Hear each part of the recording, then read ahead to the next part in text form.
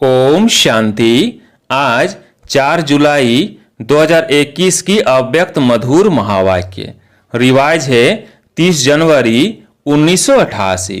Headline है हिम्मत का दूसरा कदम सहनशीलता। ब्रह्मा बाप की जीवन कहानी। आज ऑलमाइटी ऑथोरिटी बाप अपनी पहली श्रेष्ठ रचना को देख रहे हैं। पहली रचना ब्राह्मणों की रचना है। उसकी पहली रचना में भी पहला नंबर ब्रह्मा को ही कहेंगे। पहली रचना का पहला नंबर होने के कारण ब्रह्मा को आदि देव कहा जाता है। इसी नाम से इस आबू पर्वत पर यादगार भी आदि देव नाम से ही है। आदि देव अर्थात आदि रचता भी कहा जाता और साथ साथ आदि देव अर्थात नई सृष्टि के आदि का पहला नंबर देव है। पहली देवात्मा श्री कृष्ण के रूप में ब्रह्मा ही बनते हैं, इसलिए नई सृष्टि के आदि का आदि देव कहा जाता है। संगम युग में भी आदि रचना का पहला नंबर अर्थात आदि देव कहो व ब्राह्मण आत्माओं के रचता ब्रह्मा कहो, तो संगम पर और सृष्टि के आदि पर दोनों समय के आदि हैं, इसलिए आदि देव कहा जाता है। ब्रह्मा ही आदि कर्मातीत फरिश्ता बनता है। ब्रह्मा सो फरिश्ता और फरिश्ता सो देवता, सब में नंबर 1। ऐसा नंबर 1 क्यों बने? किस विधि से नंबर 1 सिद्धि को प्राप्त किया? आप सभी ब्राह्मण आत्माओं को ब्रह्मा को ही फॉलो करना है। क्या फॉलो करना है? इसका पहला कदम समर्पण था। यह तो पहले सुनाया है। पहले कदम में भी सब रूप से समर्पण बन के दिखाया। दूसरा कदम सहनशीलता। जब समर्पण हुए तो बाप से सर्वश्रेष्ठ वर्षा तो मिला, लेकिन दुनिया वालों से क्या मिला? सबसे ज्यादा गालियों की वर्षा किस पर हुई? चाहे आप आत्माओं को भी गालियां मिली या अत्याचार हुए, लेकिन ज्यादा क्रोध व गुस्सा ब्रह्मा को ही मिलता रहा। लौकिक जीवन में जो कभी एक अपशब्द भी नहीं सुना, लेकिन ब्रह्मा बना तो अपशब्द सुनने में भी नंबर 1 रहा। सबसे ज्यादा सर्व के स्नेही जीवन व्यतीत की, लेकिन जितना ही लौकिक जीवन में सर्व के स्नेही रहे, उतना ही अलौकिक जीवन में सर्व के दुश्मन रूप बने। बच्चों के ऊपर अत्याचार हुआ तो स्वतः ही इनडायरेक्ट बाप के ऊपर अत्याचार हुए, लेकिन सहनशीलता के गुण से व सहनशीलता की धारणा से मुस्कुराते रहे। कोई प्रशंसा करे और मुस्कुराए, इसको सहनशीलता नहीं कहते। लेकिन दुश्मन बन क्रोधित हो, अपशब्दों की वर्षा करे, ऐसे समय पर भी सदा मुस्कुराते रहना। संकल्प मात्र भी मुरझाने का चिन्ह चेहरे पर न हो, इसको कहा जाता है सहनशील। दुश्मन आत्मा को भी रहमदिल भावना से देखना, बोलना, संपर्क में आना, इसको कहते हैं सहनशीलता। स्थापना के कार्य में, सेवा के कार्य में कभी छोटे कभी बड़े तूफान आए। जैसे यादगार शास्त्रों में महावीर हनुमान के लिए दिखाते हैं कि इतना बड़ा पहाड़ भी हथेली पर एक गेंद के समान ले आया। ऐसी कितनी भी बड़ी पहाड़ समान समस्या हो, तूफान हो, विघ्न हो, लेकिन पहाड़ अर्थात बड़ी बात को छोटा सा खिलौना बनाए खेल की रीति से सदा पार किया। वह बड़ी भारी बात को सदा हल्का बनाए स्वयं भी हल्के रहे और दूसरों को भी हल्का बनाया। इसको कहते हैं सहनशीलता। छोटे से पत्थर को पहाड़ नहीं, लेकिन पहाड़ को गेंद बनाया, विस्तार को सार में लाया। यह है सहनशीलता। विघ्नों को, समस्या को अपने मन में व दूसरों के आगे विस्तार करना अर्थात पहाड़ बनाना है, लेकिन विस्तार में न जाए। नथिंग न्यू के फुल स्टॉप से बिंदी लगाए, बिंदी बन आगे बढ़े, इसको कहते हैं विस्तार को सार में लाना। सहनशील श्रेष्ठ आत्मा सदा ज्ञान योग के सार में स्थित हो, ऐसे विस्तार को, समस्या को, विघ्नों को भी सार में ले आती है, जैसे ब्रह्मा बाप ने किया। जैसे लंबा रास्ता पार करने में समय शक्तियां समाप्त हो जाती, अर्थात ज्यादा यूज होती, ऐसे विस्तार है लंबा रास्ता पार करना और सार है शॉर्टकट रास्ता पार करना। पार दोनों ही करते हैं, लेकिन शॉर्टकट करने वाले समय और शक्तियों की बचत होने कारण निराश नहीं होते, दिल शिकस्त नहीं होते, सदा मौज में मुस्कुराते पार करते हैं। इसको कहा जाता है सहनशीलता। सहनशीलता की शक्ति वाला कभी घबराएगा नहीं कि क्या ऐसा भी होता है क्या। सदा संपन्न होने के कारण ज्ञान की याद की गहराई में जाएगा। घबराने वाला कभी गहराई में नहीं जा सकता। सार वाला सदा भरपूर होता है, इसलिए भरपूर संपन्न चीज की गहराई होती है। विस्तार वाला खाली होता है, इसलिए खाली चीज सदा उछलती रहती है। तो विस्तार वाला यह क्यों, यह क्या, ऐसा नहीं वैसा, ऐसा होना नहीं चाहिए। ऐसे संकल्पों में भी उछलता रहेगा और वाणी में भी सबके आगे उछलता रहेगा। और जो हद से ज्यादा उछलता है तो क्या होगा, हाँफता रहेगा। स्वयं ही उछलता, स्वयं ही हाँफता और स्वयं ही फिर थकता। सहनशील इन सब बातों से बच जाता है, इसलिए सदा मौज में रहता, उछलता नहीं, उड़ता है। दूसरा कदम सहनशीलता। ये ब्रह्मा बाप ने चल करके दिखाया। सदा अटल अचल सहज स्वरूप में मौज से रहे, मेहनत से नहीं। इसका अनुभव 14 वर्ष तपस्या करने वाले बच्चों ने किया। 14 वर्ष महसूस हुए या कुछ घड़ियां लगी, मौज से रहे या मेहनत लगी। वैसे स्थूल मेहनत का पेपर भी खूब लिया। कहाँ नाच से पलने वाले और कहाँ गोबर के गोले भी बनवाए, मैकेनिक भी बनाया, चप्पल भी सिलवाई, मोची भी बनाया ना, माली भी बनाया। लेकिन मेहनत लगी या मौज लगी, सब कुछ पार किया। लेकिन सदा मौज की जीवन का अनुभव रहा। जो मूंझे वो भाग गए और जो मौज में रहे वो अनेकों को मौज की जीवन का अनुभव करा रहे हैं। अभी भी अगर वही 14 वर्ष रिपीट करे तो पसंद है ना। अभी तो सेंटर पर अगर थोड़ा से स्थूल काम भी करना पड़ता तो सोचते हैं इसलिए संन्यास किया, क्या हम इस काम के लिए हैं। मौज से जीवन जीना, इसको ही ब्राह्मण जीवन कहा जाता है। चाहे स्थूल साधारण काम हो, चाहे हजारों की सभा बीच स्टेज पर स्पीच करनी हो, दोनों मौज से करें। इसको कहा जाता मौज की जीवन जीना। मुझे नहीं, हमने तो समझा नहीं था कि सरेंडर होना अर्थात यह सब करना होगा। मैं तो टीचर बनकर आई हूँ, स्थूल काम करने के लिए थोड़ी संन्यास किया है। क्या यही ब्रह्म कुमारी जीवन होती है? इसको कहते हैं मूंझने वाली जीवन। ब्रह्म कुमारी बनना अर्थात दिल की मौज में रहना, न कि स्थूल मौजों में रहना। दिल की मौज से किसी भी परिस्थिति में, किसी भी कार्य में मूंझने को मौज में बदल देंगे।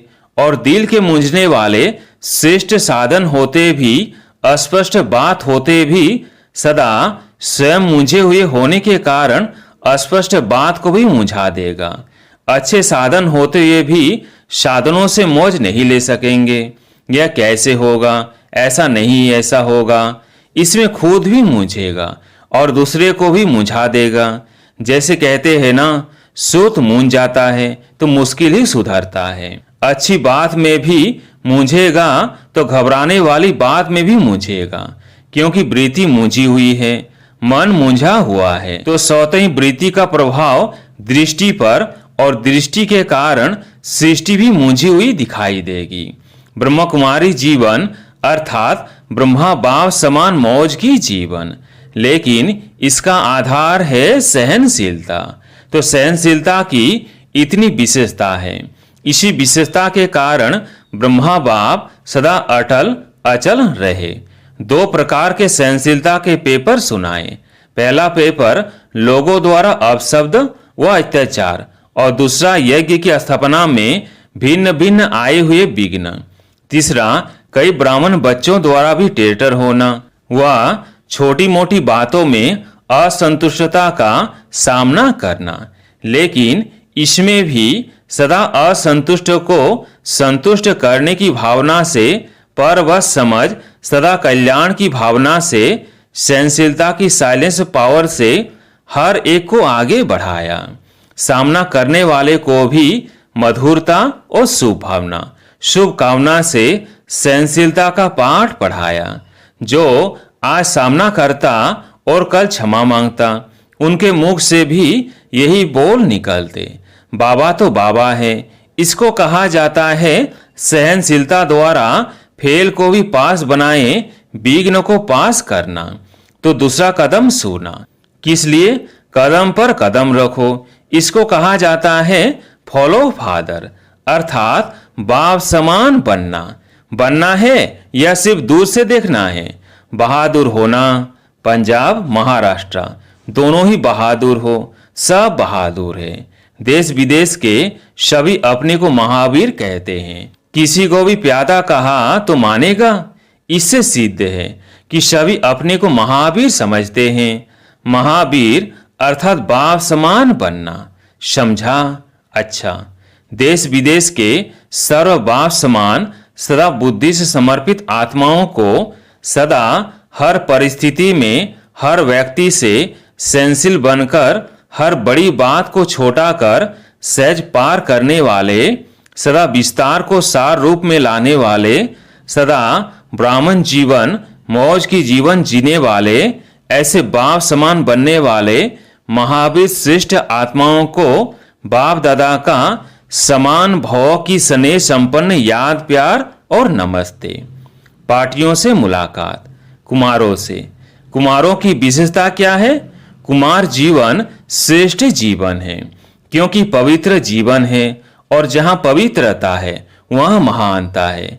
कुमार अर्थात शक्तिशाली, जो संकल्प करे वह कर सकते हैं। कुमार अर्थात सदा बंधन मुक्त बनने और बनाने वाले। ऐसी विशेषताएं है ना, जो संकल्प करो वही कर्म में ला सकते हो। स्वयं भी पवित्र रह, औरों को भी पवित्र रहने का महत्व बता सकते हो। ऐसी सेवा के निमित्त बन सकते हो। जो दुनिया वाले असंभव समझते हैं वह ब्रह्म कुमार चैलेंज करते हैं, तो हमारे जैसा पावन कोई हो नहीं सकता। क्यों? क्योंकि बनाने वाला सर्वशक्तिमान है। दुनिया वाले कितना भी प्रयत्न करते हैं, लेकिन आप जैसे पावन बन नहीं सकते। आप सहज ही पावन बन गए। सहज लगता है ना? या दुनिया वाले जैसे कहते हैं यह अननेचुरल है, ऐसे लगता है? कुमारों की परिभाषा ही है चैलेंज करने वाले, परिवर्तन कर दिखाने वाले, असंभव को संभव करने वाले। दुनिया वाले अपने साथियों को संग के दोष में ले जाते हैं, और आप बाप के संग में ले आते हो। उन्हें अपना संग नहीं लगाते, बाप के संग का रंग लगाते हो, बाप समान बनाते हो। ऐसे होना अच्छा। दूसरा, कुमार अर्थात सदा अचल अडोल। कैसी भी परिस्थिति आ जाए लेकिन डगमग होने वाले नहीं, क्योंकि आपका साथी स्वयं बाप है। जहां बाप है वहां सदा ही अचल अडोल होंगे। जहां सर्वशक्तिमान होगा वहां सर्व शक्तियां होंगी। सर्व शक्तियों के आगे माया कुछ कर नहीं सकती। इसलिए कुमार जीवन अर्थात सदा एक रस स्थिति वाले, हलचल में आने वाले नहीं। जो हलचल में आता है वह अविनाशी राज्य भाग्य भी नहीं पा सकता। थोड़ा सा सुख मिल जाएगा, लेकिन सदा का नहीं। इसलिए कुमार जीवन अर्थात सदा अचल एक रस स्थिति में स्थित रहने वाले। तो एक रस स्थिति रहती है या दूसरे रसों में बुद्धि जाती है? सब रस एक बाप द्वारा अनुभव करने वाले, इसको कहते हैं एक रस अर्थात अचल अडोल। ऐसा एक रस स्थिति वाला बच्चा ही बाप को प्यारा लगता है। तो यही सदा याद रखना कि हम अचल अडोल आत्माएं एक रस स्थिति में रहने वाली है। माताओं से। पहला, माताओं के लिए बाप दादा ने सहज मार्ग कौन सा बताया है, जिससे सहज ही बाप की याद का अनुभव कर सको, मेहनत न करनी पड़े। याद को भी सहज बनाने का साधन क्या है? दिल से कहो मेरा बाबा। जहां मेरा कहते हो वहां सहज याद आती है। सारे दिन में जो मेरा है वही याद आता है ना। कोई भी मेरा हो, चाहे व्यक्ति चाहे वस्तु, जहां मेरापन होगा वही याद आएगा। ऐसे यदि बाप को मेरा कहते हो, मेरा समझते हो, तो बाप ही याद आएगा। तो बाप को याद करने का सहज तरीका है, दिल से कहो मेरा बाबा। सिर्फ मुख से मेरा बाबा नहीं करना, अधिकार से कहना। यही सहज पुरुषार्थ कर आगे बढ़ते चलो। सदा ही इस विधि से सहज योगी बनो। मेरा कहो और बाप के खजानों के मालिक बनो। दूसरा, माताएं सदा अपने को पद्मा पदम भाग्यवान समझती हो।